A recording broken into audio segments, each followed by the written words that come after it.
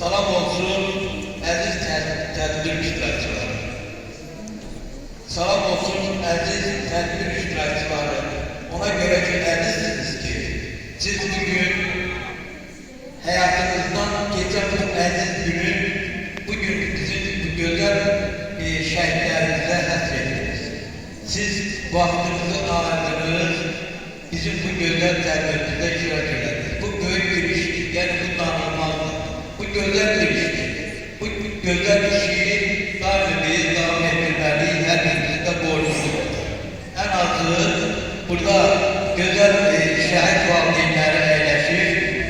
Bu şehit valideynleri bizle, yani sizle burada nefes alır.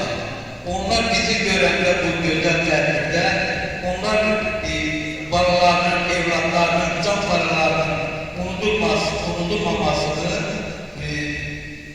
duyurlar, hissettiler ki deməli şehitlerimiz yaşayır. Şehitlerimiz 20 yanvardan 20 güne kadar devam eden şehitlerimiz hamısı bizim için əzizdir, bizim için var. Biz ne kadar yaşayırız, ne kadar adamlarımız var, şehitlerimiz de bizimle beraber yaşayacaklar. Eşk olsun her birimize. Ben de yazmışam ki şehit olup vətənimdən mən. Vətən dara düşdü geçen illərdə. Hərbidə olaydım kaş bu illərdə.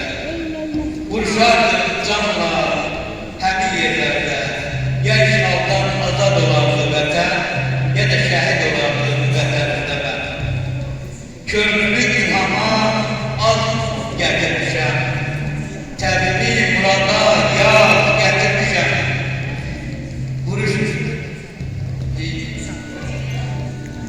Bu ömrün vətəndən az bilirsən. Bir şey çıkışı göndermeliyiz, bir şeyden şey.